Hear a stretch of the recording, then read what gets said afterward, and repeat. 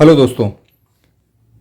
आज बात करते हैं कि एक spin bowler particularly off spinner एक ऑफ स्पिनर के लिए सबसे इम्पॉर्टेंट चीज़ क्या है, किस चीज़ पे उसको ध्यान रखना है। टेक्निक के बारे में ज़्यादा बात नहीं कर रहा हूँ। टेक्निक आप ऑफ कोर्स अपनी एकेडमीज़ में या जो भी अच्छे ऑफ स्पिनर्स हैं जहाँ भी आप सीखते हैं आप वहाँ से सीख सकते हैं। टेक्निक के बारे में ज़्यादा बात नहीं कर रहा हूँ और मैं पर्टिकुलरली बात कर रहा हूँ कि कुछ चीज़ें जो आपको बाकी बॉलर से अलग बनाती हैं। बेसिक टेक्निक हर कोई सीखता है, वो सबको ही पता होती हैं, लेकिन कुछ चीज़ें हैं जो एक अच्छे बॉलर को ग्रेट बनाती हैं, अदरवाइज अब एक एवरेज लेवल पे थोड़ा बहुत ऊपर नीचे होते हैं। उसमें से कुछ कुछ चीज़ों पे मैं आज बात करना चाहता हूँ। समझने की कोशिश करना बहुत इंपॉर्टेंट चीज़ें हैं, जनरली हम इसको ध्यान नहीं देते। आजकल मैं एक ट्रेंड देख रहा हूँ कि जितने भी ऑफ स्पिनर्स हैं वो पेस पर बहुत ज़्यादा ध्यान देते हैं। मतलब काइंड ऑफ, क्योंकि T20 का ज़माना है तो इस वजह से वो क्या करते हैं कि बॉल को स्किड करा रहे हैं, रेगुलरली स्किड करा रहे हैं, ठप्पा डाल के धीरे धीरे धीरे तेज उस बॉल को मारते रहते हैं। अगर मैं एग्जांपल लूँ तो जैसे फॉर एग्जांपल मान लिया वाशिंगटन सुंदर जैसे आजकल बॉलिंग करा रहा है, अगर आप उसे एग्जांपल लें तो सीधा सीधा बॉल डालता रहता है, राइट। मैं T20 की बात कर रहा हूँ, I am not talking about test matches and all.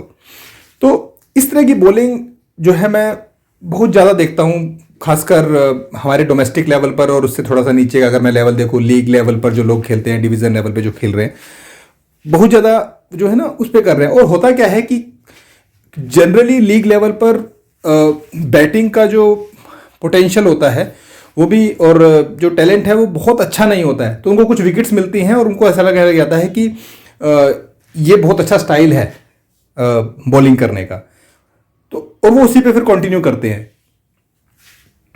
ऐसा नहीं है। आप देखेंगे अगर जैसे जैसे आपको अच्छा बैट्समैन मिलेगा, आप कभी नोट करना कि जैसे आपके सामने एक अच्छा बैट्समैन आएगा जो एक्चुअल में अच्छा है, जो ठीक ठाक खेलता है, राइट, वो आपसे कभी आप उसको परेशान नहीं कर पाएंगे अगर आप एक सीधी सीधी बॉलें मार रहे हैं, राइट, ऊपर से तेज मार रहे हैं। तो तेज बॉल और सीधी बॉल ये तो चाहिए ही होती है किसी भी अच्छे बैट्समैन को। अब मैं आता हूं इंपॉर्टेंट चीज क्या है। देखिए, एज अ बैट्समैन अगर आप थोड़ी बहुत बैटिंग करते हैं तो कभी इस बात को सोच के देखना कि मैं बात कर रहा हूं अच्छे बैट्समैन की, ठीक है, आप बेकार बैट्समैन की बात नहीं कर रहा हूं, मैं बता रहा हूं अच्छे बैट्समैन कैसे आउट होते हैं। बैट्समैन कब आउट होता है? जब आप उसको सोचने का टाइम देते हैं, ठीक है। इससे पहले मैं एक और एग्जांपल लेता हूं। आप कभी देखना फील्ड के अंदर हाई कैचेस ज्यादा छुटती हैं बजाय के फ्लैट कैचेस के।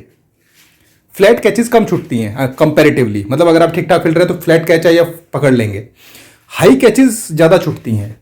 अच्छे अच्छे फील्डर, मतलब वर्ल्ड के बेस्ट फील्डर जो है वो हाई कैचेस छोड़ते हैं। आपने सोचा क्यों? कभी भी एक कंपैरिजन निकाल के देखना कि हाई कैचेस बहुत ज्यादा छुटती हैं as compared to flat catches.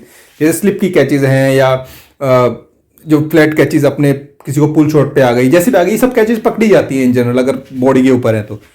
High catches simple होते हुए भी छुटती हैं, क्यों? इसका सबसे बड़ा कारण है माइंड। जैसे ही कैच हवा में बहुत देर तक होती है तो आपको सोचने का टाइम मिलता है, और जब आपको सोचने का टाइम मिलता है तो आपको कंफ्यूज होने का टाइम भी मिलता है, और जब आपको कंफ्यूज होने का टाइम मिलता है तो वहां पर कैचेस छुटती हैं। ऐसा नहीं है कि आपकी टेक्निक में गलती होती है, बात होती है कि आप कुछ भी सोचने लग जाते हैं। एक सेकंड का आपको सोचने का टाइम मिलता है, 1-2 सेकंड का।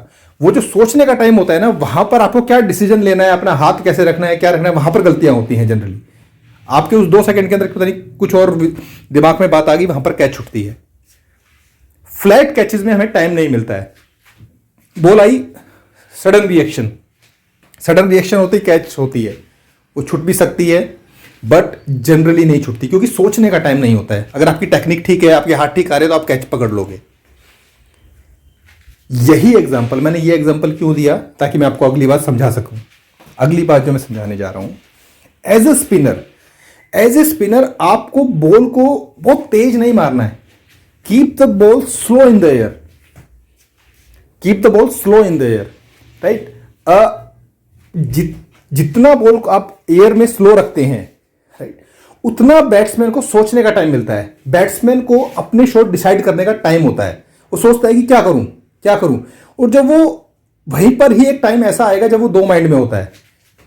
आप कभी भी अगर आप थोड़ा बहुत भी बैटिंग करते हैं तो कभी सोचना आप कि जो बॉल आपके सामने से लूप करके आ रही होती है, हवा में आ रही होती है, या आपकी आई लेवल से थोड़ी ऊपर से बॉल आ रही होती है, उस बॉल पे आपको सोचना पड़ता है और वहीं पर ही गलती होती है। क्योंकि वहां पर जनरली जब बॉल सीधी सीधी आती है तो आपको शॉट्स बने बनाए होते हैं, आपको पता है कि स्ट्रेट ड्राइव करना है, कवर ड्राइव करना है, रोकना है, पुल मारना है, मतलब तुरंत रिएक्शन होता है, वो चीजें ठीक हो जाती हैं। लेकिन जहां आपको सोचने का टाइम मिलता है वहां पर गलतियां होती है, क्योंकि वहां पर माइंड कंफ्यूज हो जाता है। उसको कई बार लगता है कि ये शॉट लूं या ये शॉट लूं, रोकूं या मारूं, छक्का मारूं या डिफेंस कर दूं।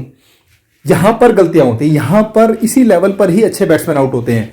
ये बहुत जरूरी बात है समझने की।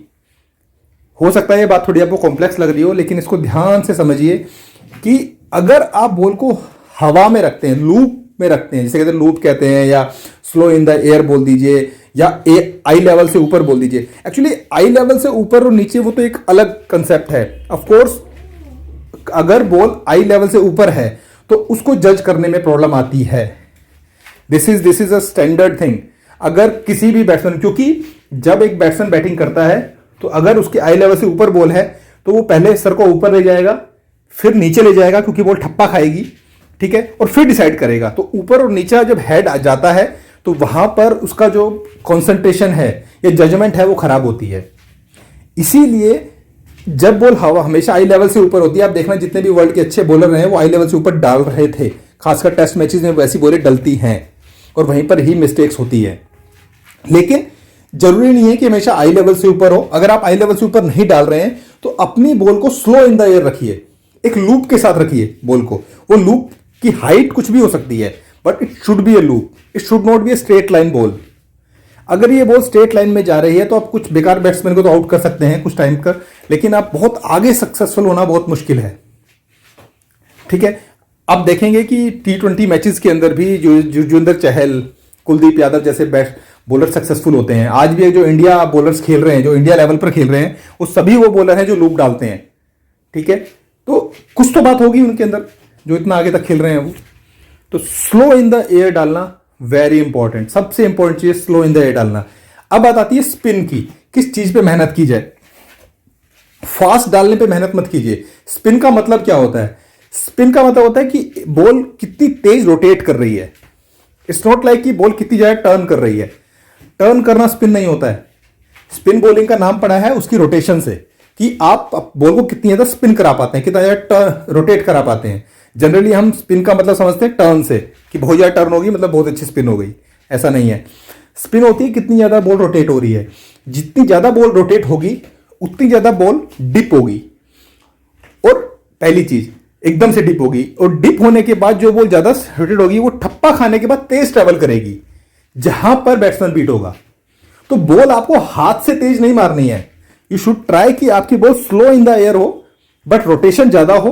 तो जब वो ठप्पा खाए नीचे, राइट, ठप्पा खाने के बाद वो तेज हिट करनी चाहिए बैट्समैन की तरफ। That's where you get the wickets. मैं देख रहा हूं कि बॉलर्स जो आजकल है वो हाथ से ही तेज छोड़ रहे हैं। हाथ से तेज छोड़ने से बात नहीं बनेगी। आप कभी भी देख लेना, किसी भी बॉलर को देख लेना, टाइम एंड अगेन आप कमेंटेटर्स को ये सुनते हुए देखेंगे कि हरभजन सिंह के टाइम या कोई भी बॉलर वो कह रहे हैं कि तेज डाल रहा है, ये तेज डाल रहा है बॉल को, इसलिए बैट्समैन को प्रॉब्लम नहीं आ रही है, ठीक है। चाहे T20 हो, चाहे वनडे हो, चाहे टेस्ट हो, हर जगह ये चीज काम करती है। T20 में थोड़ा सा कंसेप्ट कभी कभी बदल जाता है।